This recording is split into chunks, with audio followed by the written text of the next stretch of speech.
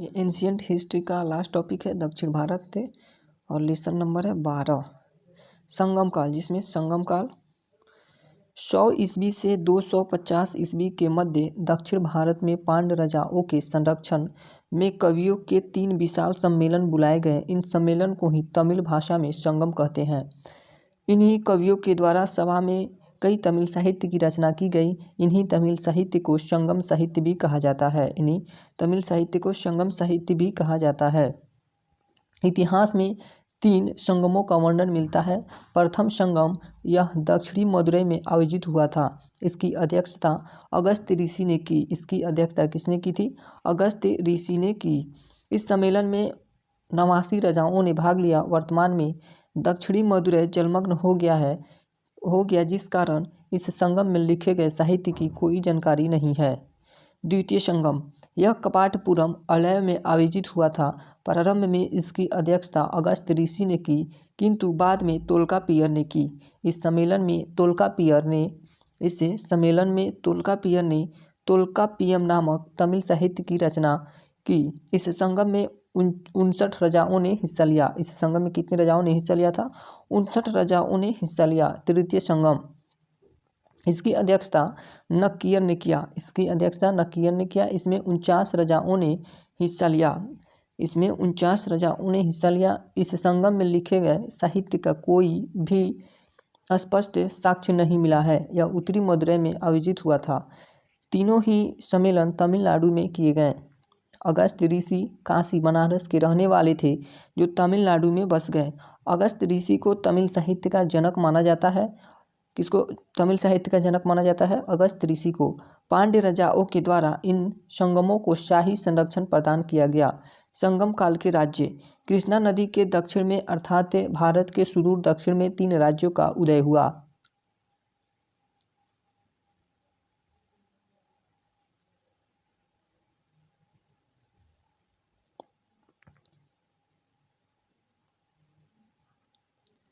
पहला राज्य था चोल, दूसरा था चेर, तीसरा था पांडे।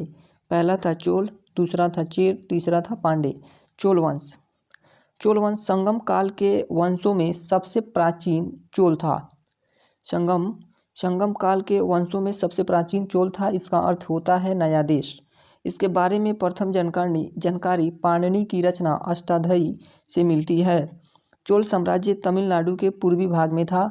इसकी प्रथम राजधानी उरईयूर थी। इसकी प्रथम राजधानी कहाँ थी?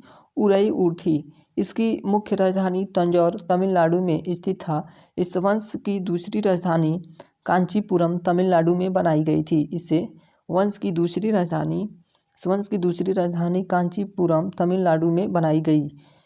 इनका राजकीय चिन्ह बाघ था। उरईयूर सूती वस्त्र के लिए विश्व प्रसिद्ध था। ऐसा कहा जाता है कि इस समय के सूती वस्त्र सांप के केचुली पोआ से भी पतले होते थे। चोल साम्राज्य कावेरी नदी के उपजाऊ मैदान में था। चोल साम्राज्य किस नदी के उपजाऊ मैदान में था?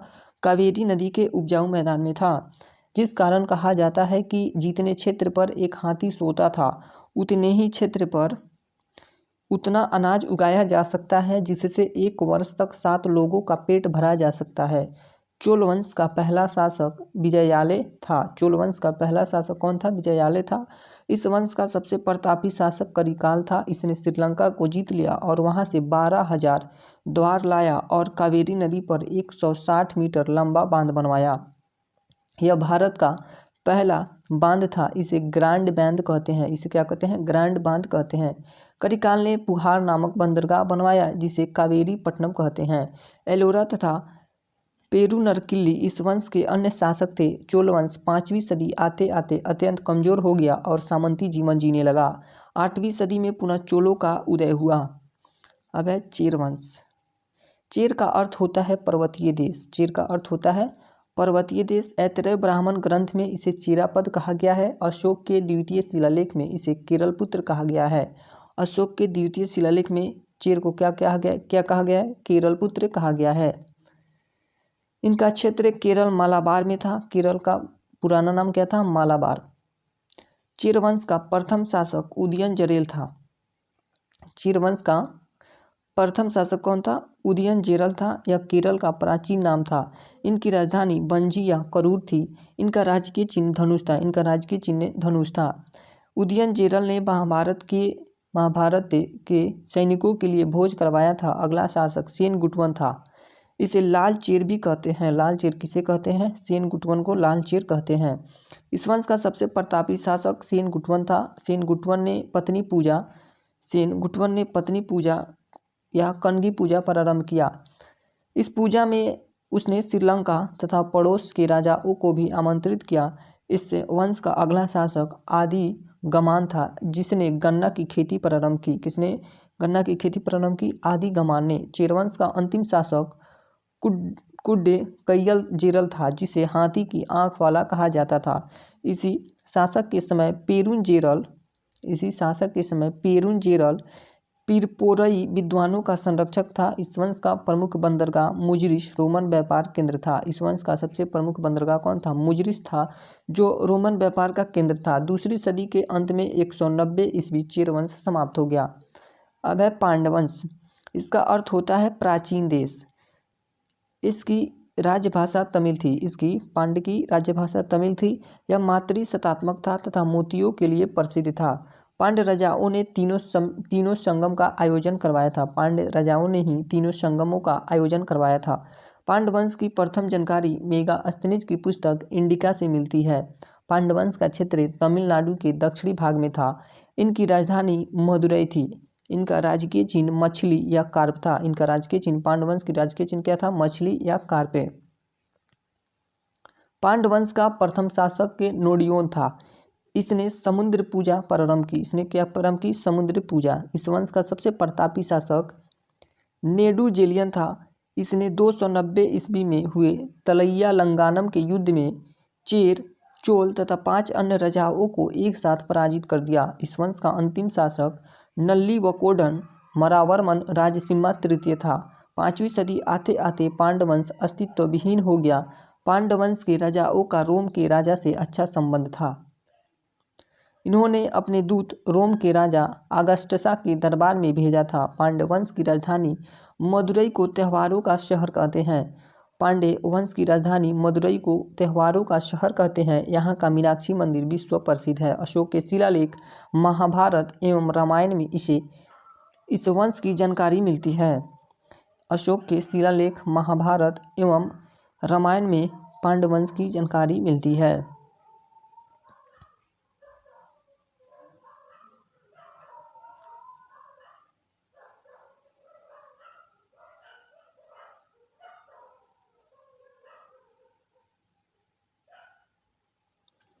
मेगास्थनीज ने इस वंश को महावर नाम से वर्णन किया है। मेगास्थनीज ने इस वंश को महावर नाम से वर्णन किया है।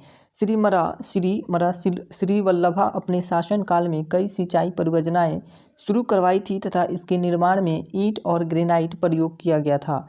मरावर्मन राजसिम्हा तृतीय एक ऐसा पांड्य शासक था जिसने कुडम्बलूर में तंजाउर के चोल राजा का विरोध किया था। शिलप्पाधिकारम पुस्तक में नेडुजेलियन प्रथम का वर्णन मिलता है। यह पुस्तक तमिल साहित्य के प्रथम महाकाव्य के रूप में माना जाता है। शिलप्पाधिकारम को तमिल साहित्य के प्रथम महाकाव्य के रूप में माना जाता है। संगमकालीन के आर्थिक जीवन। इस युग में लोगों की आजीविका मूल आधार कृषि थी। मूल आधार कृषि थी तथा संपन्न कृषकों को वेल्लार कहा जाता था। इससे समय भूमि कर सामान्यतः उपज का 1/6 भाग होता था। यहाँ काली मिर्च का उत्पादन अधिक होता था। यवनों को यह अत्यधिक प्रिय होने के कारण इसे यवन प्रिय कहा जाता था। संगम काल सूती वस्त्रें, मसाला, मोती, कृषि तथा पशुपालन के लिए प्रसिद्ध था। संगम काल किसके लिए प्रसिद्ध था? सूती वस्त्रें, मसाला, मोती, कृषि तथा पशुपालन के लिए प्रसिद्ध था। इस समय उरई सूती वस्त्रें विश्व में सबसे अधिक के प्रसिद्ध था। संगमकालीन व्यापार। संगम काल में रोम से सर्वाधिक व्यापार होते थे। संगम काल में कहाँ से? रोम से सर्वाधिक व्यापार होते थे। तमिलनाडु के अरिकमेडु पांडिचेरी का पुराना नाम अरिकमेडु है, से रोम का सर्वाधिक व्यापार होता था। इस काल में व्यापारी वर्ग को बेनिगर कहते थे। संगमकालीन जातीय व्यवस्था। संगमकालीन जातीय व्यवस्था। संगम काल में उत्तर भारत के विपरीत जाति व्यवस्था थी। यहाँ सामंत तथा दास में समाज बटा हुआ था। यहाँ वर्ण व्यवस्था या उच्च नीच की जाति व्यवस्था नहीं थी। संगम काल में अस्पृश्यता थी लेकिन दास प्रथा का उल्लेख नहीं मिलता है। किस प्रथा का उल्लेख नहीं मिलता है? दास प्रथा का उल्लेख नहीं मिलता है। संगमकालीन धार्मिक जीवन। संगम काल में सबसे प्रमुख देवता मुरुगन थे, जिन्हें वर्तमान में सुब्रमण्यम कहा जाता है। दूसरे प्रमुख देवता कार्तिकी गणेश जी के भाई थे। संगमकालीन प्रशासनिक व्यवस्था। संगमकालीन प्रशासनिक व्यवस्था। इस युग में वंशानुगत राजतंत्र था, जिसमें सारी शक्तियाँ राजा में निहित होती थी। न्याय का सर्वोच्च अधिकारी राजा ही होता था। राजा के न्यायालय को मनरम कहा जाता था। सेनापति एन्नाडी की उपाधि धारण करते थे। सेनापति एन्नाडी की उपाधि धारण करते थे। संपूर्ण राज्य को मंडलम कहा जाता था। मंडलम के बाद नाडु, नाडु के बाद ऊर होता था। संगमकालीन बंदरगाह। संगमकालीन बंदरगाह। संगम काल के तीनों ही वंश के पास अपने अपने बंदरगाह थे।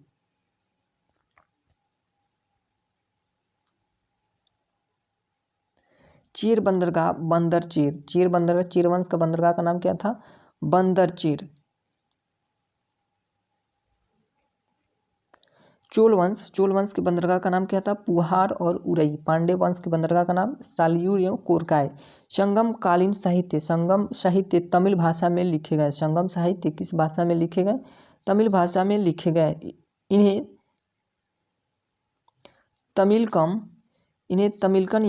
इन्हें तमिलकम या द्रविड़ साहित्य भी कहते हैं। जो निम्नलिखित है। तोल्कापियम। तोल्कापियम, इसका संबंध व्याकरण से है। इसका संबंध, तोल्कापियम का संबंध किससे? व्याकरण से। इसकी रचना तोल्कापियर ने की थी। इसकी रचना तोल्कापियर ने की थी।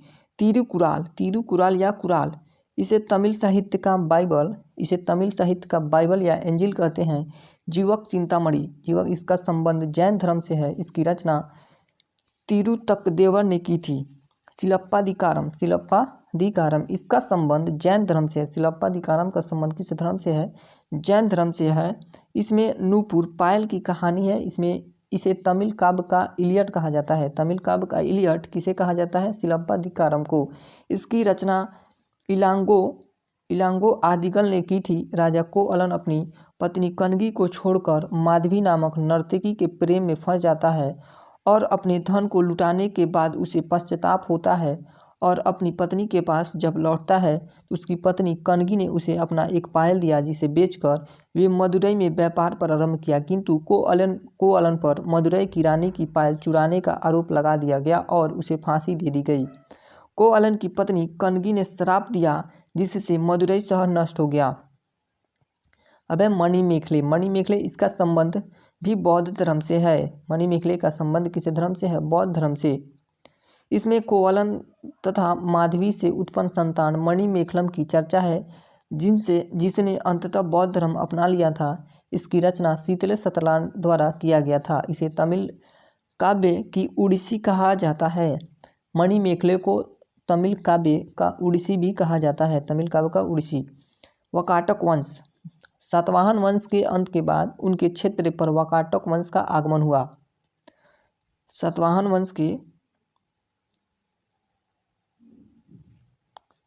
सातवाहन वंश के बाद उनके क्षेत्र पर वाकाटक वंश का आगमन हुआ। इन्होंने अपनी राजधानी बरार को बनाया। वाकाटक वंश की राजधानी कहाँ थी? बरार। ये ब्राह्मण धर्म को मानते थे। ये शैव संप्रदाय के थे। इस वंश की स्थापना बिंद शक्ति 255 ईस्वी में किया था। बिंद शक्ति ने 255 ईस्वी में वाकाटक वंश की स्थापना किया था। इस वंश का सबसे प्रतापी शासक प्रवरसेन प्रथम थे। इन्होंने 4 अश्वमेध तथा 1 वाजपेयी यज्ञ का आयोजन किया। इस वंश के शासक रुद्रसेन का विवाह प्रभावती से हुआ। रुद्रसेन का विवाह किससे हुआ था?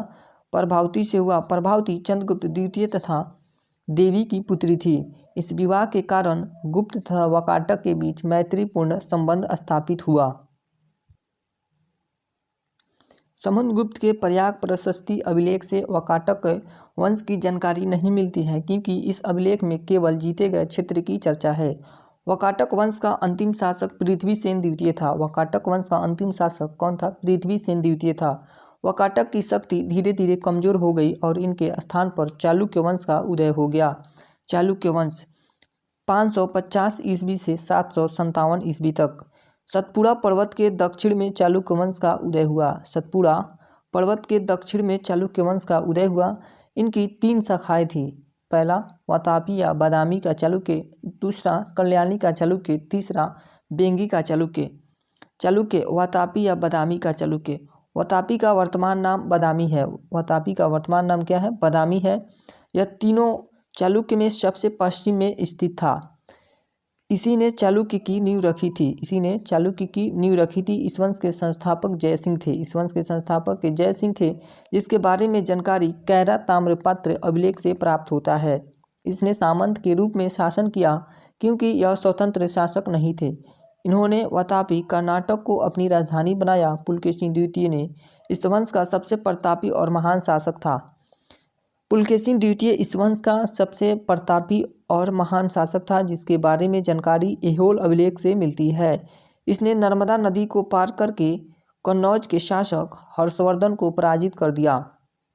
इसने दक्षिण भारत में पल्लव शासक महेंद्र वर्मन को पराजित कर दिया तथा उसकी राजधानी कांची को जीतकर कांची कोंड की उपाधि धारण कर लिया। पुलकेशिन द्वितीय ने दोबारा पल्लव पर आक्रमण किया, किंतु पल्लव शासक नरसिंह वर्मन ने इसे पराजित कर दिया और उसका पीछा करते हुए उसकी राजधानी वातापी तक पहुंच गया एवं वातापी जीतकर वातापी कोंड की उपाधि धारण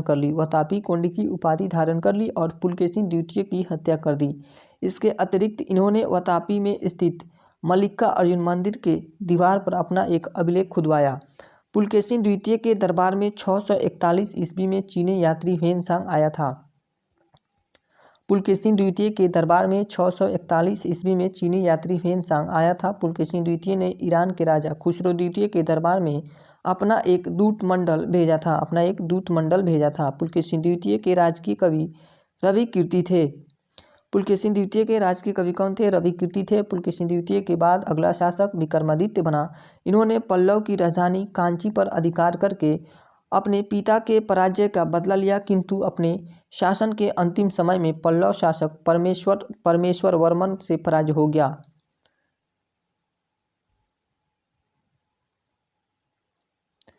विक्रमादित्य प्रथम के बाद चालुक्य वंश का अगला शासक विनयादित्य बना। इसके समय चालुक्य वंश का सर्वाधिक विकास हुआ। इन्होंने सकलेतर पथनाथ की उपाधि धारण की, जिसका अर्थ होता है संघर्ष पर विराम लगाने वाला। विनयादित्य के मृत्यु के बाद अगला शासक विजयादित्य बना। इन्होंने पट्टदक्कल बीजापुर कर्नाटक में एक शिव मंदिर का निर्माण करवाया। पट्टदक्कल शिव मंदिर को बीजेश्वर शिव मंदिर के नाम से जाना जाता है। विजयादित्य के बाद इस वंश का अगला शासक विक्रमादित्य द्वितीय बना। इन्होंने पल्लव राजा पर आक्रमण करके उसकी राजधानी कांची पर अधिकार करके कांची कोंड की उपाधि धारण कर ली और साथ ही कांची में स्थित राजसिंहेश्वर मंदिर के दीवार पर एक अभिलेख खुदवाया। विक्रमादित्य द्वितीय की 2 पत्नियां थी। इसकी पहली पत्नी लोक महादेवी थी, जो पट्टदक्कल में लोकेश्वर महादेव मंदिर का निर्माण करवाई। इस मंदिर को विरूपाक्ष मंदिर के नाम से जाना जाता है। विरूपाक्ष मंदिर को किस नाम से जाना जाता है?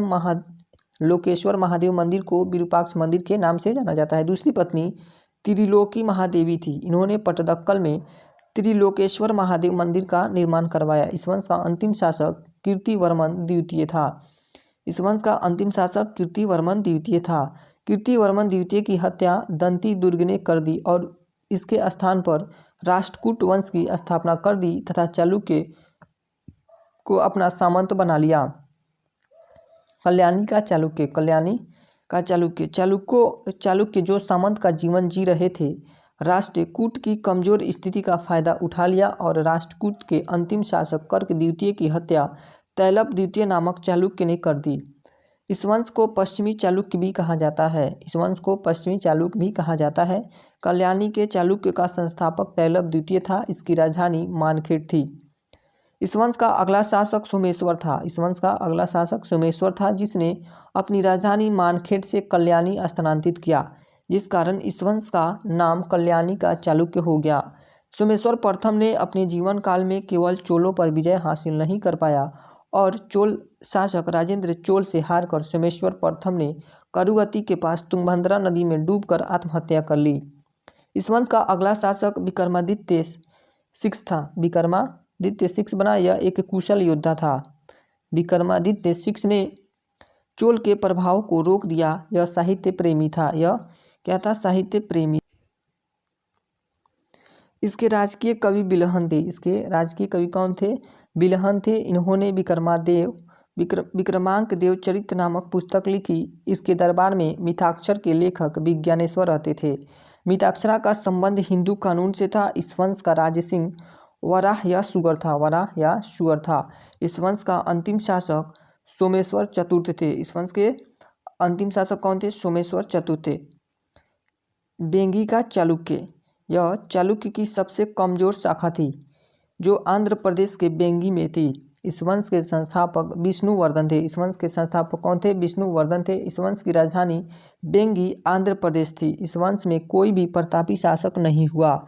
इस वंश का सबसे योग्य शासक विजयादित्य तृतीय था। बेंगी के चालुक्य का सबसे योग्य शासक कौन था? विजयादित्य तृतीय। उसके बाद है पल्लव वंश। इस वंश के संस्थापक सिंह विष्णु थे। इस वंश के संस्थापक सिंह विष्णु थे। सिंह विष्णु को अवनी सिंह भी कहा जाता है। इस वंश की राजधानी कांची थी। यह दक्षिण भारत में कृष्णा और गोदावरी नदियों के बीच का प्रदेश था। इस वंश की प्रथम जानकारी हरिसेन की प्रयाग प्रशस्ति एवं ह्वेनसांग की यात्रा से मिलती है। इसका प्रारंभिक अभिलेख प्राकृत भाषा में एवं बाद में संस्कृत भाषा में मिले हैं। इसके दरबार में भारवी नामक विद्वान रहते थे जिन्होंने किरातर्जुनियम नामक पुस्तक लिखी। इस वंश का अगला शासक महेंद्र वर्मन था जिसे वातापी के चालुक्य शासक पुलकेशिन द्वितीय ने पराजित कर दिया। पुडुकोट्टई की तिरुकोंकणम कोंकेश्वर मंदिर और पल्लवराम की 5 सेल वाले गुफा मंदिर का निर्माण महेंद्र प्रथम द्वारा कराया गया था। इस वंश का अगला शासक नरसिम्ह वर्मन था। इसके समय पुनः पुलकेशिन द्वितीय ने आक्रमण किया किंतु पुलकेशिन द्वितीय को नरसिम्ह वर्मन ने मार दिया और उसकी राजधानी वातापी को जीतकर वातापी कोंड की उपाधि धारण कर ली। इस वंश का अगला शासक नरसिम्ह वर्मन द्वितीय था। इसके दरबार में डांडी नामक विद्वान रहते थे जिन्होंने दास कुमार चरितम नामक पुस्तक संस्कृत भाषा में लिखी। इसके दरबार में डंडी नामक विद्वान रहते थे जिन्होंने दास कुमार चरितम नामक पुस्तक संस्कृत भाषा में लिखी।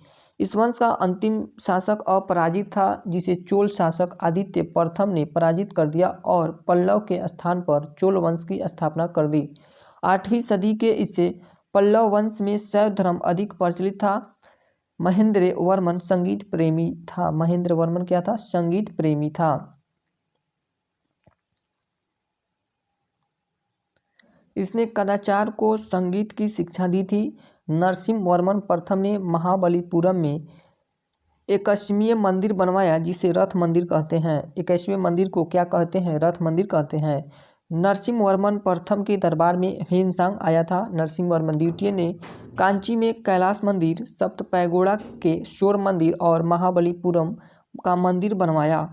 नरसिम्ह वर्मन द्वितीय ने कांची में कैलाश मंदिर, सप्तपैगोड़ा के शोर मंदिर और महाबलीपुरम मंदिर बनवाया। इसी के समय भारत में अरब आक्रमण प्रारंभ हो गए। इस वंश में शिक्षा का प्रमुख केंद्र कांची था। इस वंश में शिक्षा का प्रमुख केंद्र क्या था? कांची था। महाबलीपुरम के सप्तपैगोड़ा इसी वंश द्वारा स्थापित किया गया था। चोल वंश 9वीं सदी तंजौर। चोल वंश के संस्थापक विजयालय थे। इन्हें चोल वंश का द्वितीय संस्थापक कहते हैं। इन्होंने नरकेसरी की उपाधि धारण की थी। चोल प्रारंभ में पल्लव के सामंत थे। पल्लव के ध्वंसावशेष पर चोल वंश की नींव रखी गई। इन्होंने अपनी राजधानी तंजाउर को बनाया।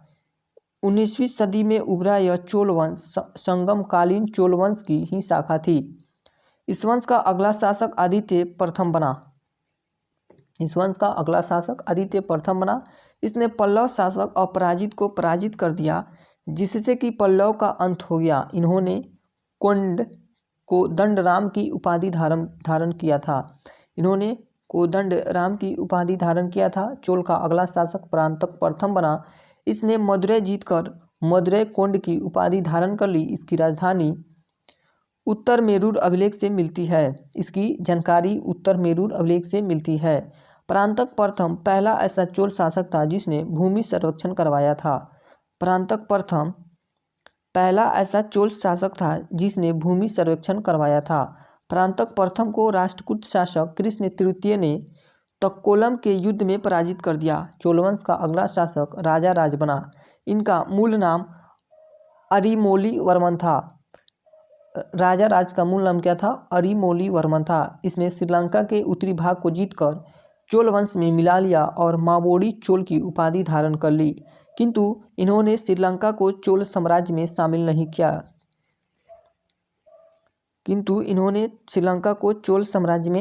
नहीं किया। इसने अपनी राजधानी तंजौर में बृहदेश्वर मंदिर का निर्माण करवाया। ये शैव धर्म को मानते थे। इसने शिवपाद शेखर की उपाधि धारण की। इसने किसकी उपाधि धारण की? शिवपाद शेखर की उपाधि धारण की। राजा राज अपने अंतिम दिनों में मालदीव पर अधिकार कर लिया और एक दूत मंडल चीन भेजा। अगला चोल शासक राजेंद्र प्रथम बना। यह चोल का सबसे प्रतापी शासक था। इसने श्रीलंका को पूरी तरह जीत लिया और वहां की राजधानी अनुराधापुर पर आक्रमण करके वहां के शासक महेंद्र पंचम को बंदी बना लिया। किसको बंदी बना लिया? महेंद्र पंचम को।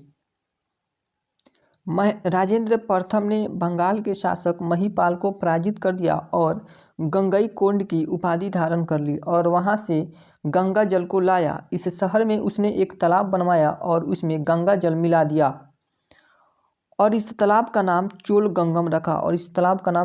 चोल गंगम रखा। अपनी राजधानी के बगल में एक नया शहर बसाया जिसे गंगईकोंड चोलपुरम कहते हैं। राजेंद्र प्रथम ने सुमात्रा इंडोनेशिया पर आक्रमण किया और वहां के शासक शैलेंद्र को पराजित कर दिया। राजेंद्र प्रथम अरब सागर में स्थित सदीमंतिक नामक द्वीप पर भी अधिकार कर लिया। राजेंद्र प्रथम चोल वंश का पहला शासक था जिसने 72 सदस्यीय दूत मंडल चीन भेजा था। राजेंद्र प्रथम चोल वंश का पहला शासक था जिसने 72 सदस्यीय दूत मंडल चीन भेजा था। इसी वंश के शासक कोलोतुंग द्वितीय था जिसने चिदम्बरम मंदिर में स्थापित गोविंदराज विष्णु की मूर्ति को मंदिर से हटवाकर समुद्र में फेंकवा दिया था, जिसे रामानुजाचार्य ने समुद्र से निकलवाकर तिरुपति मंदिर में स्थापित करवाया। इस वंश के अंतिम शासक राजेंद्र तृतीय थे, जिनके बाद यह वंश स्वतः समाप्त हो गया। चोल काल की स्थानीय स्वशासन भारत का सबसे प्राचीन स्थानीय स्वशासन है। चोल काल की स्थानीय स्वशासन भारत का सबसे स्थानीय स्वशासन है। इस समय स्थानीय स्वशासन का चुनाव लॉटरी पद्धति द्वारा होता था। चोल प्रशासन में महत्वपूर्ण पद राजा का होता था। राजा को सहायता देने के लिए मंत्री परिषद होती थी। मंत्री परिषद होती थी। चोल प्रशासन में भाग लेने वाले उच्च श्रेणी के अधिकारी को पेरुंदनम तथा निम्न श्रेणी के अधिकारी को सेरुंदनम कहा जाता था। इस समय राजा का उच्च अधिकारी उड्डन कुट्टम कहा जाता था। इस समय अधिकारियों को वेतन ना देकर भूमि अनुदान के रूप में दिया जाता था। इस समय प्रशासन की सुविधा के लिए पूरे चोल साम्राज्य को 6 प्रांतों में बांटा गया था। पूरे चोल साम्राज्य को कितने प्रांतों में बांटा गया था? 6 प्रांतों में बांटा गया था। उस प्रांत को मंडलम कहा जाता था। प्रांत या मंडलम को कोट्टम कमिश्नरी में, कोट्टम को नांडू जिला में बांटा गया था। नांडू जिला को कई कुर्रम ग्राम समूह में बांटा गया था। चोल काल में आय का मुख्य स्रोत भू राजस्व था। चोलों की नौसेना सबसे शक्तिशाली थी। चोल काल में शिव मंदिरों का निर्माण हुआ जो द्रविड़ शैली के बने थे। द्रविड़ शैली को विमानन शैली भी कहते हैं। विमानन शैली का प्रथम उपयोग तंजौर के बृहदेश्वर मंदिर में किया गया। चोल काल में निर्मित नटराज प्रतिमा सांस्कृतिक धरोहर था। चोल काल में निर्मित नटराज प्रतिमा सांस्कृतिक के धरोहर था। चोल काल को तमिल भाषा का स्वर्णकाल कहा जाता है। चोल काल को तमिल भाषा का स्वर्णकाल कहा जाता है। तमिल साहित्य के त्रिरत्न के रूप में कंबन, ओट्टकुट्टन एवं पुगलेंदी थे। कंबन ने तमिल रामायण की रचना किया। कंबन ने तमिल रामायण की रचना किए। राष्ट्रकूट वंश 7वीं से 9वीं शताब्दी तक इस वंश के संस्थापक दंती दुर्ग थे। इन्होंने वातापी के चालुक्य शासक कीर्तिवर्मन को हराकर राष्ट्रकूट वंश की नींव रखी, किंतु उन्होंने चालुक्यों को पूरी तरह सफाया नहीं किया, जो कि इनकी सबसे बड़ी भूल साबित हुई। दंती दुर्ग ने अपनी राजधानी मान्यखेट्टे मालखंड को बनाया। दंती दुर्ग ने महाधिराज, परमेश्वर और परम भट्टारक की उपाधियां धारण की। इस वंश का अगला शासक कृष्ण प्रथम था, जिसने महाराष्ट्र में एलोरा के कैलाश मंदिर बनवाया। इस वंश का अगला शासक ध्रुव बना। इस वंश का अगला शासक कौन बना था? ध्रुव बना, जिसने कनौज पर अधिकार के लिए त्रिपक्षीय संघर्ष में भाग लिया। त्रिपक्षीय संघर्ष 100 वर्षों तक चला। इसमें सर्वाधिक जीत राष्ट्रकूटों की हुई, किंतु अंतिम विजय प्रतिहार की हुई। त्रिपक्षीय संघर्ष 100 वर्षों तक चला। इसमें सर्वाधिक जीत राष्ट्रकूटों की हुई, किंतु अंतिम विजय प्रतिहार की हुई। इसमें सर्वाधिक पराजय पाल शासकों की हुई थी। इस वंश का अगला शासक अमोघ वर्ष बना। यह सबसे विद्वान शासक था। इसने कविराज मार्ग नामक पुस्तक लिखी तथा जीनसेन के प्रभाव में आकर जैन धर्म अपना लिया। इसके दरबार में कन्नड़ भाषा के त्रिविद्वान कहे जाने वाले पन्ने पुण्य रहते थे। इसके दरबार में कन्नड़ भाषा के त्रिविद्वान कहे जाने वाले पन्ने पुण्यरन रहते थे। शांति पुराण की रचना पुण्य द्वारा किया गया था। शांति पुराण की रचना पुण्य द्वारा किया गया था। इस वंश का अगला शासक इंद्र तृतीय बना। इसके दरबार में अलमसूदी नामक अरब यात्री आया था। अलमसूदी ने ही पहली बार मानसून का वर्णन किया। इस वंश का अगला शासक कृष्ण तृतीय बना। इसने तक्कोलम के युद्ध में चोल शासक परांतक प्रथम को पराजित कर दिया। इस वंश का अंतिम शासक कर्क द्वितीय था, जो एक अयोग्य शासक था। इसकी हत्या तैलब द्वितीय ने कर दी और चालुक्य वंश की पुनः स्थापना कर दी। तैलब द्वितीय का चालुक्य वंश कल्याणी का चालुक्य कहलाया। उसके बाद है पाल वंश 7वीं शताब्दी से 11वीं शताब्दी तक। पाल वंश के संस्थापक के गोपाल थे। पाल वंश के संस्थापक के गोपाल थे। पाल वंश के शासक के बौद्ध धर्म के ब्रजयान शाखा के अनुयायी थे। पाल वंश बिहार बंगाल के क्षेत्र में था। पाल वंश की राजधानी मुंगेर थी। पाल वंश की राजधानी कहाँ थी? मुंगेर थी। उन्होंने बिहार शरीफ नालंदा में उदंतपुरी विश्वविद्यालय की स्थापना की। उन्होंने बिहार शरीफ नालंदा में उदंतपुरी विश्वविद्यालय की स्थापना की थी। पाल वंश का अगला शासक धर्मपाल था। इसने कनौज पर अधिकार के लिए त्रिपक्षीय संघर्ष में भाग लिया, किंतु इनकी पराजय हुई और इसी कारण पाल साम्राज्य का विकास रुक गया। धर्मपाल ने भागलपुर बिहार में विक्रमशिला विश्वविद्यालय तथा बांग्लादेश में सोनपुर महाविहार की स्थापना की। धर्मपाल ने भागलपुर बिहार में विक्रमशिला विश्वविद्यालय तथा बांग्लादेश में सोनपुर महाविहार की स्थापना की। उत्तरापद स्वामी का उपाधि धर्मपाल ने धारण किया और इस उपाधि से गुजराती कवि सोट्ठल ने संबोधित किया था। अगला शासक देवपाल बना। इसी ने राजधानी मुंगेर को बनाया। इसके दरबार में अरब यात्री सुलेमान आया था। इसने बंगाल को रोहमा शब्द से संबोधित किया था। इस वंश का अगला शासक महिपाल बना। महिपाल ने पाल वंश का विकास पुनः प्रारंभ किया, जिस कारण इसे पाल वंश का द्वितीय संस्थापक कहते हैं। पाल वंश का द्वितीय संस्थापक किसे कहा जा गया है? महिपाल को। इसने आदि दीपंकर नामक बौद्ध भिक्षु के नेतृत्व में एक दूत मंडल तिब्बत के ब्रजयान शाखा के प्रचार के लिए भेजा। इसी के काल में चोल शासक राजेंद्र प्रथम ने बंगाल पर आक्रमण कर दिया, जिस कारण पाल वंश बिखर गया। पाल वंश के अंतिम शासक मदन पाल थे। पाल वंश के अंतिम शासक मदन पाल थे। इनके मृत्यु के बाद पाल वंश का अंत हो गया। पाल वंश के स्थान पर बंगाल के क्षेत्र में सेन वंश का उदय हुआ। सेन वंश। इस वंश के संस्थापक के सामंत सेन थे। सेन वंश की राजधानी लखनऊती नदिया बंगाल में थी। सेन वंश की राजधानी लखनऊती नदिया बंगाल में थी। इस वंश का अगला शासक विजयसेन था। विजयसेन को इस वंश का वास्तविक संस्थापक माना जाता है। विजयसेन शैव धर्म का अनुयायी था। विजयसेन ने अपनी 2 राजधानी बनाई थी। पहली राजधानी जयपुर को पश्चिम बंगाल में था। दूसरी राजधानी विक्रमपुर जो पूर्वी बंगाल में था, यह वर्तमान में बांग्लादेश में स्थित है। विजयसेन ने परमेश्वर, ब्रह्मभट्टारक और महाराजाधिराज की उपाधियां धारण की थी। विजयसेन का उत्तराधिकारी बल्लाल सेन था। बल्लाल सेन विद्वान तथा समाज सुधारक था। दान सागर एवं अद्भुत सागर ग्रंथ की रचना बल्लाल सेन ने की थी। दान सागर एवं अद्भुत सागर ग्रंथ की रचना बल्लाल सेन ने की थी। अद्भुत सागर की रचना के दौरान ही इनकी मृत्यु हो गई, जिसके बाद लक्ष्मण सेन ने इसको पूरा किया था। इनके दरबार में जयदेव नामक विद्वान रहते थे। जयदेव ने गीत गोविंद नामक पुस्तक की रचना की। गीत गोविंद नामक पुस्तक की रचना की। लक्ष्मण सेन के बाद कोई भी योग्य शासक नहीं बना और 11वीं सदी के अंत में सेन वंश समाप्त हो गया। परम भागवत की उपाधि लक्ष्मण सेन ने धारण की थी। लक्ष्मण सेन सेन वंश का प्रथम शासक था जिसने अपना अभिलेख हिंदी में उत्कीर्ण करवाया था। इससे पहले अभिलेख प्राकृत भाषा में लिखा जाता था।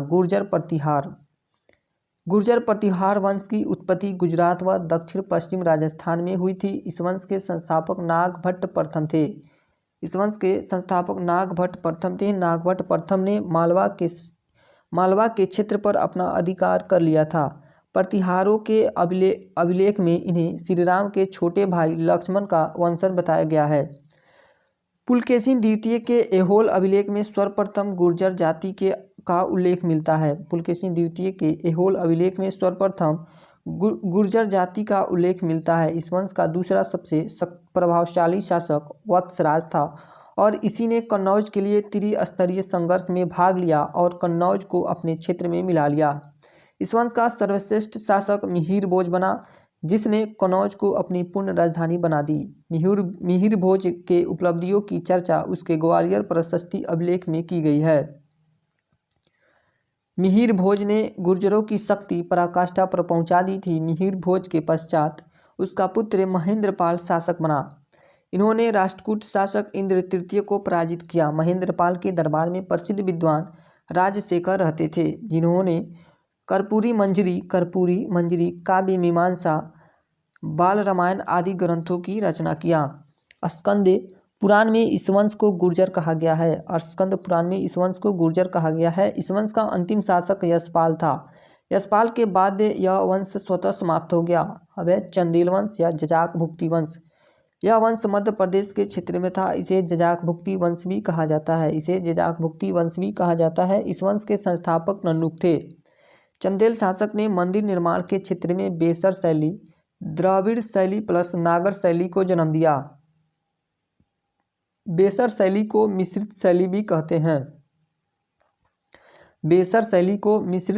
कहते हैं। मध्य भारत में बनने वाली अधिकांश मंदिरें बेसर शैली की बनी है। इसने खजुराहो में विष्णु मंदिर बनवाया। इस मंदिर को खजुराहो का चतुर्भुज मंदिर भी कहते हैं। विष्णु मंदिर को खजुराहो का चतुर्भुज मंदिर भी कहा जाता है। प्रारंभ में इसकी राजधानी कालिंजर महोबा थी, किंतु बाद में इसे खजुराहो स्थानांतरित किया गया। इस वंश का अगला शासक यशोवर्मन बना। इस वंश का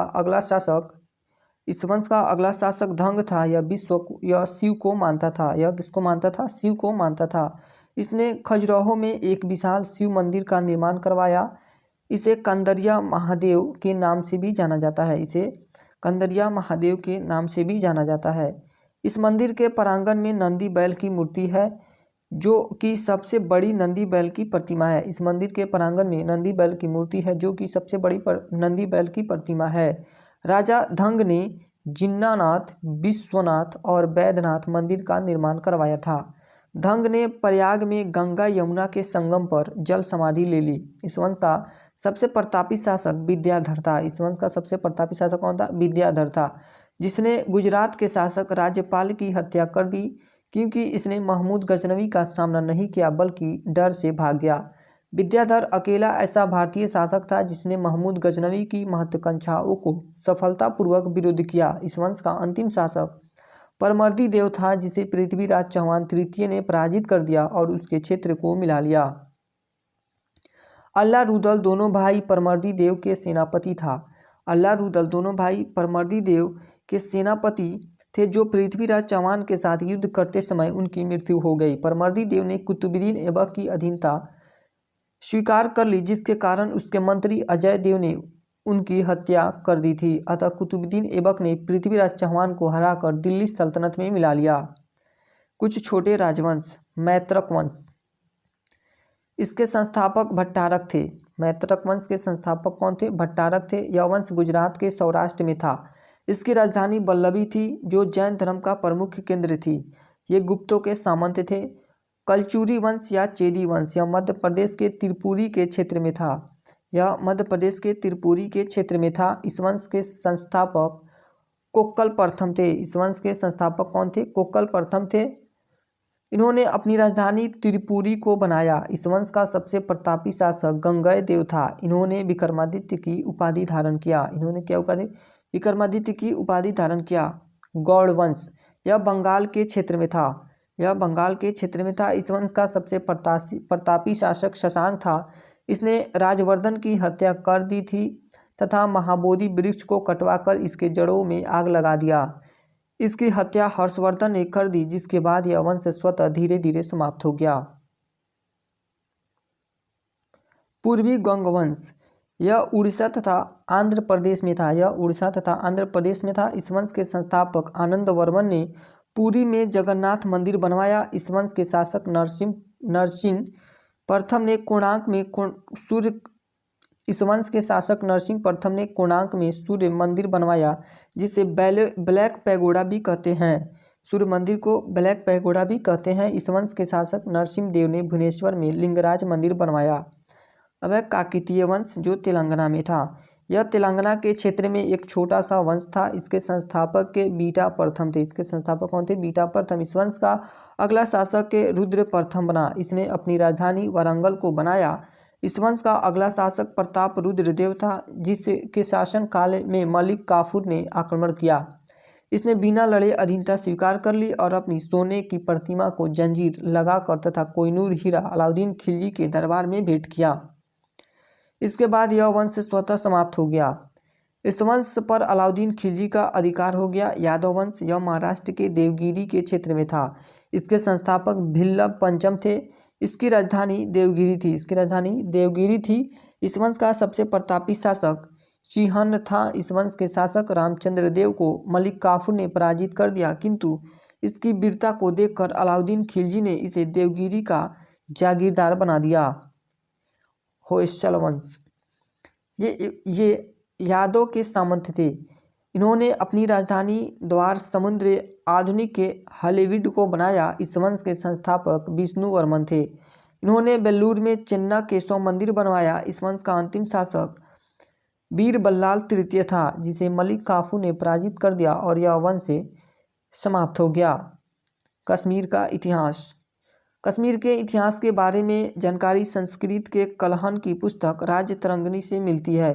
किससे मिलती है? राजतरंगिणी से मिलती है। राजतरंगिणी यह एक ऐसा संस्कृत साहित्य है जिसमें क्रमबद्ध तरीके से इतिहास लिखने का पहली बार प्रयास किया गया है।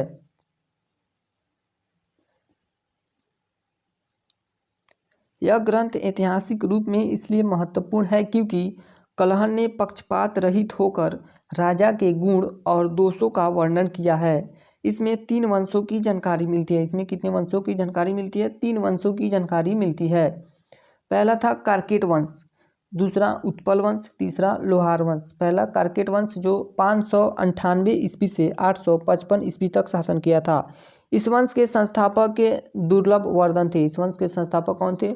दुर्लभ वर्धन। इसके दरबार में वेनसांग कश्मीर आया था। इस वंश का शासक तारापिंड सबसे क्रूर शासक था। इस वंश का सबसे योग्य शासक के ललितादित्य मुक्तापिंड था, जिसने मालवा के चंदेल शासक यशोवर्मन को पराजित कर दिया। कश्मीर में सूर्य का प्रसिद्ध मार्तंड मंदिर ललितादित्य द्वारा बनवाया गया था। तक्षशिला, राजपूताना, सिंहपुर, उड़ीसा और पुंछ इसी वंश का क्षेत्र था। दामोदर गुप्त, उद्भट तथा क्षीर नामक विद्वान जयापिंड के दरबार में रहा करते थे। इस वंश का अंतिम शासक उत्पलापिड़ को मंत्री ने राज्ययुत करके अवंती वर्मन को गद्दी पर बैठाया और कारकेट वंश का अंत हुआ। और इस तरह कारकेट वंश का अंत हो गया। उसके बाद है उत्पल वंश। कारकेट वंश के बाद कश्मीर पर उत्पल वंश का अधिकार हुआ। इस वंश के संस्थापक के अवंती वर्मन थे। इस वंश के संस्थापक कौन थे? अवंती वर्मन थे। इन्होंने अवंतीपुर नामक नगर बनवाई। रत्नाकर एवं आनंदवर्धन नामक कवि अवंती वर्मन के दरबार में रहा करते थे। अवंती वर्मन का योग्य मंत्री सूर था। अवंती वर्मन के समय सूर्य नामक अभियंता ने नहरों से सिंचाई का निर्माण करवाया था। अवंती वर्मन का उत्तराधिकारी शंकर वर्मन ने गुर्जर को जीतकर अपने साम्राज्य का विस्तार किया। अवंती वर्मन की मृत्यु के बाद उसकी पत्नी सुगंधा ने शासन की। इस वंश में प्रथम महत्वाकांक्षी शासिका रानी दीदा थी, जो क्षेमगुप्त की पत्नी थी। रानी दीदा किसकी पत्नी थी? क्षेमगुप्त की पत्नी थी। इनकी मृत्यु के बाद इस वंश की बागडोर संग्राम राज के हाथ में आई, किंतु संग्राम राज इस वंश का अंत करके लोहार वंश की स्थापना कर दी। लोहार वंश। उत्पल वंश के बाद लोहार वंश आया। उत्पल वंश के बाद लोहार वंश आया। इस वंश के संस्थापक संग्राम राज थे। इस वंश के संस्थापक कौन थे? संग्राम राज थे। संग्राम राज ने अपनी मंत्री तुंग को भटिंडा के शाही शासक त्रिलोचन पाल की ओर से महमूद गजनवी से लड़ने के लिए भेजा। इस वंश का शासक हर्ष एक योग्य शासक था। इसके समय कश्मीर में भीषण अकाल पड़ा। इसने नीरो की उपाधि धारण की। इसने किसकी उपाधि धारण की? नीरो की उपाधि धारण की। हर्ष स्वयं एक कवि था और कई भाषाओं एवं विद्याओं का ज्ञाता भी था। इसके दरबार में कलहन नामक विद्वान रहते थे। इस वंश का अंतिम शासक जयसिंह था। इस वंश का अंतिम शासक कौन था? जयसिंह था। इन्हीं के काल में राजतरंगिणी पुस्तक पूर्ण हुई थी। इन्हीं के काल में राजतरंगिणी पुस्तक पूर्ण हुई थी। इसके बाद कश्मीर पर यवन आक्रमण हो गया। यवन आक्रमण के बाद कश्मीर पर तुर्क शासकों ने अधिकार कर लिया।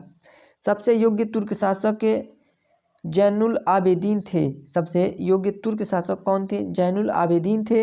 इन्हें कश्मीर का अकबर कहा जाता है। किसे कश्मीर का अकबर कहा जाता है? जैनुल आबेदीन को। वर्मन वंश।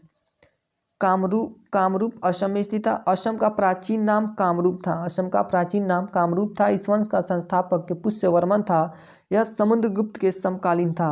असम को पहले प्रयाग ज्योतिषपुर भी कहा जाता था। असम को पहले प्रयाग ज्योतिषपुर भी कहा जाता था। यह पुष्यपुर की राजधानी थी। इस वंश का सबसे शक्तिशाली शासक भूति वर्मन था। इस वंश का सबसे शक्तिशाली शासक भूति वर्मन था। स्थित वर्मन ने 2 अश्वमेध करवाया था। स्थित वर्मन ने 2 अश्वमेध यज्ञ करवाया था। इस वंश का अंतिम शासक भास्कर वर्मन था। इस वंश का अंतिम शासक भास्कर वर्मन था। पुष्यभूति वंश के हर्षवर्धन ने समस्त कामरूप के साथ बंगाल के कुछ भागों पर अधिकार कर लिया और इसी के साथ कामरूप के वर्मन वंश का अंत हो गया। अंत में कामरूप पालवंश का अंग बन गया। अंत में कामरूप पालवंश का अंत बन गया। अब है मूर्ति कला तथा मंदिर निर्माण की शैली। मूर्ति बनाने की शैली कितने प्रकार की है? गंधार शैली, मथुरा शैली, अमरावती शैली। गंधार शैली। इस शैली का विकास कुषाण वंश के प्रमुख शासक कनिष्क के समय हुआ था। कनिष्क के समय हुआ था। सबसे पहले इस शैली में मूर्ति मिट्टी, चूना और प्लास्टर को मिलाकर बनाई जाती थी, लेकिन इस प्रकार की मूर्ति बहुत कमजोर होती थी। इसलिए बाद में ये काले और भूरे रंग के पत्थर से बनाए जाने लगे। ये मूर्तियाँ मुख्य रूप से पश्चिमोत्तर भारत में बनाई जाती थी, जिसका प्रमुख केंद्र तक्षशिला था। जिसका प्रमुख केंद्र क्या था? तक्षशिला था। इस शैली की 95% मूर्तियाँ महात्मा बुद्ध की बनी थी। इस शैली में महात्मा बुद्ध के बहुत बड़े घुंघराले बाल दिखाए गए हैं। इस शैली में महात्मा बुद्ध को बहुत बलशाली, बलिष्ठ शरीर, गठीला, योग करते हुए ध्यान की मुद्रा में और युवा अवस्था में दिखाया गया है। इसमें महात्मा बुद्ध के पीछे होलो मंडल या परवा मंडल शेप दिखाई गई है। कपड़े को दोनों ओर से लपेटकर पूरा शरीर ढका हुआ है। इस शैली का उल्लेख वैदिक एवं सांस्कृतिक साहित्य में है। इस शैली का उल्लेख वैदिक एवं संस्कृति के साहित्य में है। यह कला यूनान से प्रभावित है, इसलिए इसे ग्रीक इंडियन कला भी कहा जाता है। इस कला में मूर्ति बैठी, खड़ी, आंखें बंद, योग्य और ध्यान मुद्रा में बनाई गई है। यह शैली अपोलो देवता से प्रभावित है। यह शैली किस देवता से प्रभावित है? अपोलो देवता से प्रभावित है। उसके बाद है मथुरा शैली। मथुरा शैली का विकास उत्तर भारत में हुए थे। मथुरा, वाराणसी और कौशाम्बी इसके प्रमुख केंद्र थे। मथुरा, वाराणसी और कौशाम्बी इसके प्रमुख केंद्र थे। इसकी शुरुआत मथुरा से हुई, इसलिए इसे मथुरा शैली कहा जाता है।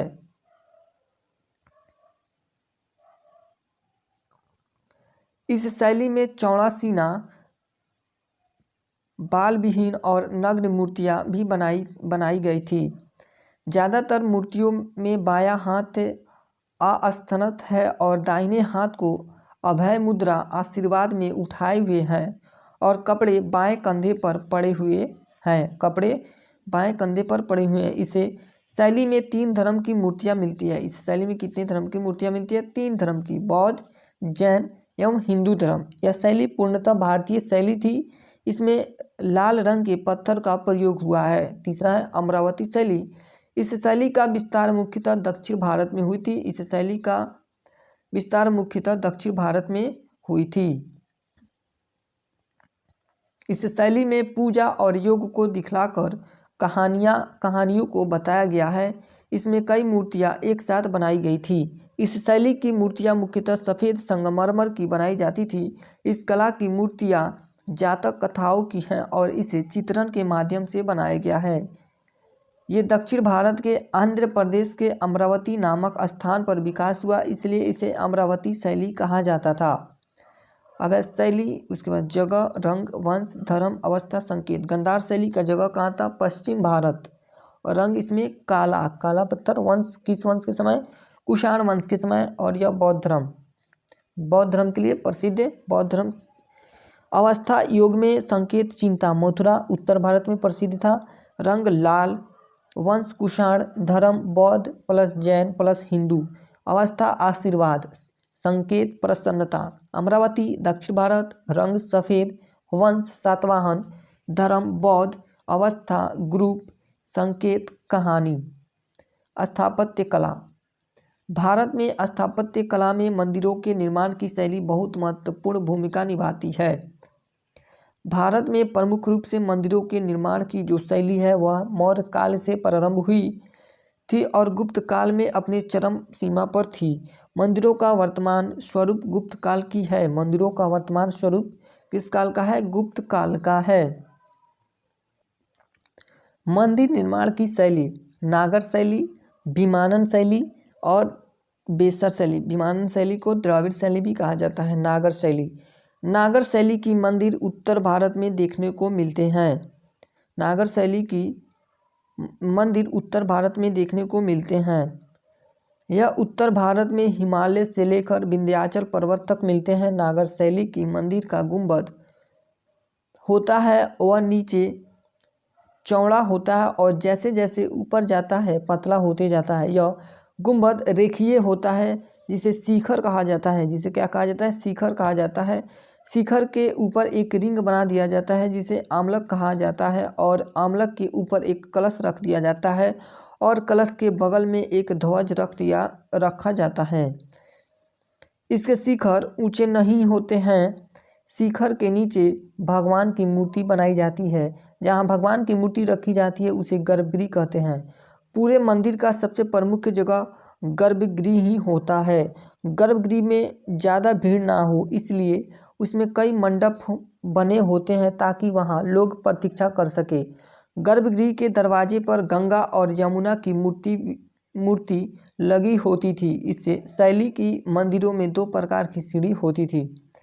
शुरुआत की जो सीढ़ी होती थी उसे जगती चबूतरा, जबकि अगली सीढ़ी को पीठ कहा जाता था। गर्भगृह और मंडप के बीच खाली स्थान नहीं होते थे। गर्भगृह के अंदर ही प्रदक्षिणा पथ परिक्रमा होता था।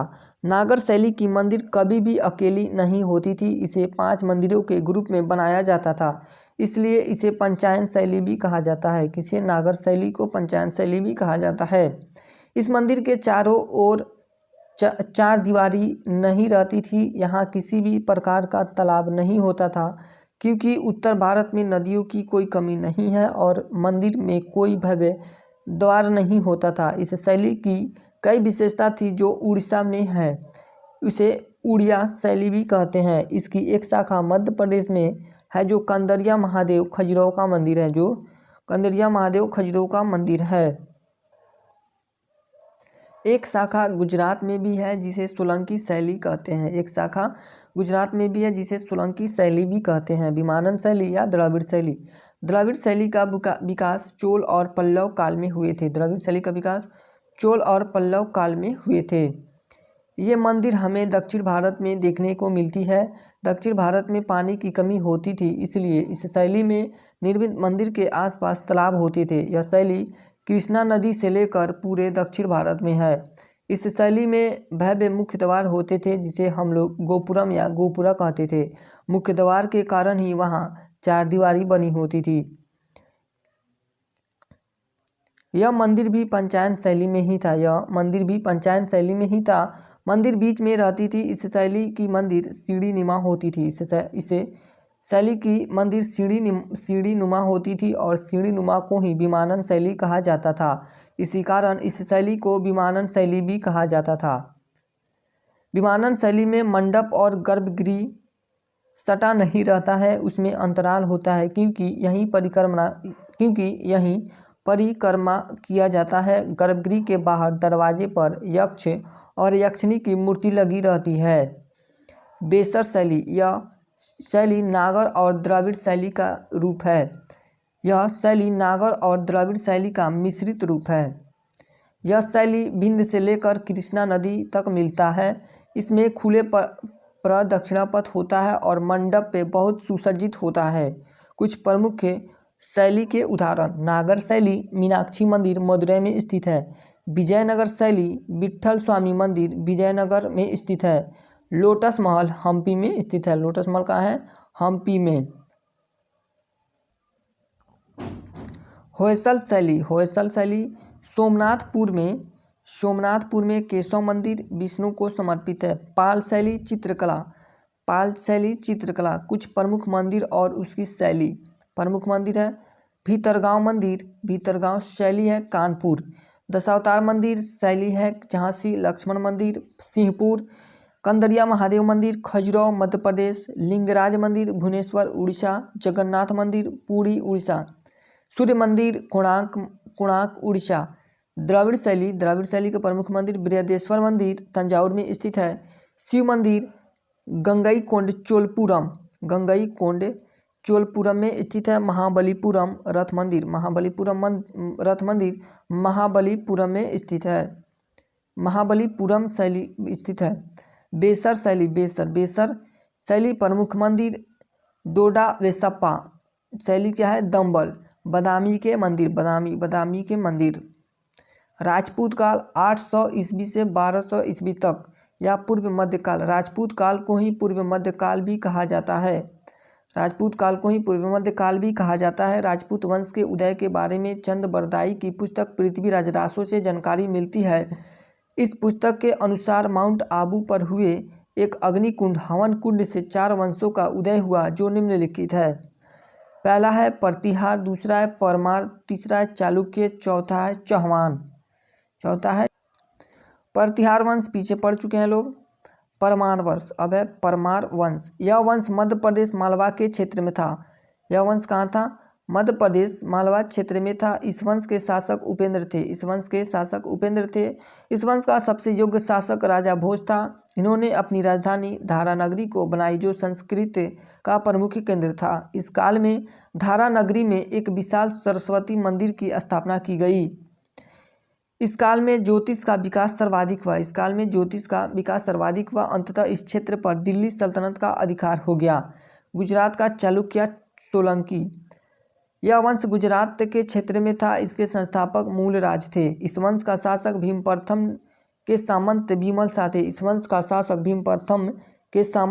शाह थे। जिन्होंने वस्तुपाल तथा तेजपाल नाम अधिकारियों द्वारा दिलवाड़ा का जैन मंदिर बनवाया।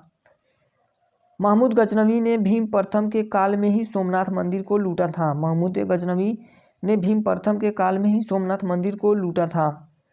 भीम प्रथम के सेना नायक विमल शाह ने माउंट आबू पर प्रसिद्ध दिलवाड़ा का जैन मंदिर का निर्माण करवाया था। इस वंश का प्रतापी शासक भीम द्वितीय था, जिसने 1178 ईस्वी में मोहम्मद गौरी को हराया था।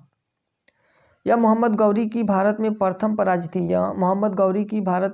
पराजित थी। अंततः इस वंश पर दिल्ली सल्तनत का अधिकार हो गया। चौहान वंश। इस वंश का उदय जंगल में हुआ, जिसे बाद में सपाद लक्ष्य 1.25 लाख गांव कहा गया, जिसकी राजधानी अहिछत्रपुर थी। अहिछत्रपुर थी।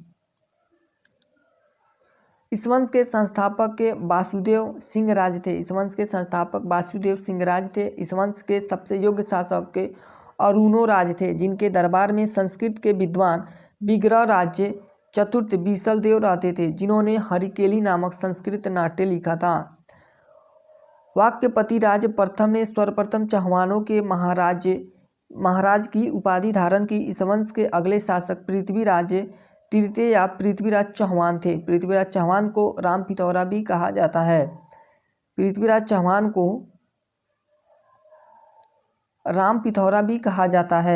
पृथ्वीराज तृतीय या चौहान के पिता सोमेश्वर तथा माता संरक्षिका कर्पूरी देवी थी, जो त्रिपुरी के कलचुरी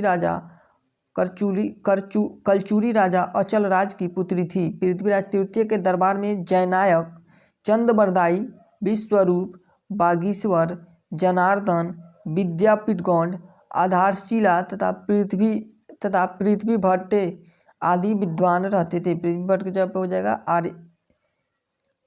आर्यभट्ट। चंदबरदाई ने पृथ्वीराज रासो नामक ग्रंथ की रचना किया। इन्होंने जयचंद्र के साथ मिलकर तराइन के प्रथम युद्ध में मोहम्मद गौरी को पराजित कर दिया। पृथ्वीराज तृतीय चौहान ने जयचंद्र की बेटी संयुक्ता का अपहरण कर लिया और उससे विवाह कर लिया, जिस कारण जयचंद्र और पृथ्वीराज तृतीय चौहान एक दूसरे के विरोधी हो गए। जयचंद्र ने मोहम्मद गौरी से मिलकर तराइन के द्वितीय युद्ध 1192 ईस्वी में पृथ्वीराज तृतीय चौहान की हत्या कर दी। तराइन का द्वितीय युद्ध भारतीय इतिहास में एक निर्णायक घटना थी। पृथ्वीराज तृतीय तराइन के युद्ध में नाट्यरंभा नामक घोड़ा तथा रामप्रसाद नामक हाथी पर सवार था। पृथ्वीराज चौहान तृतीय के युद्ध में नाट्यरंभा नामक घोड़ा तथा रामप्रसाद नामक हाथी पर सवार था। मोहम्मद गौरी ने 1194 ईस्वी में चंदावर के युद्ध में जयचंद्र की हत्या कर दी। मोहम्मद गौरी के गुलाम कुतुबुद्दीन ऐबक ने दिल्ली तथा अजमेर पर आक्रमण करके चौहानों की सत्ता का अंत कर दिया।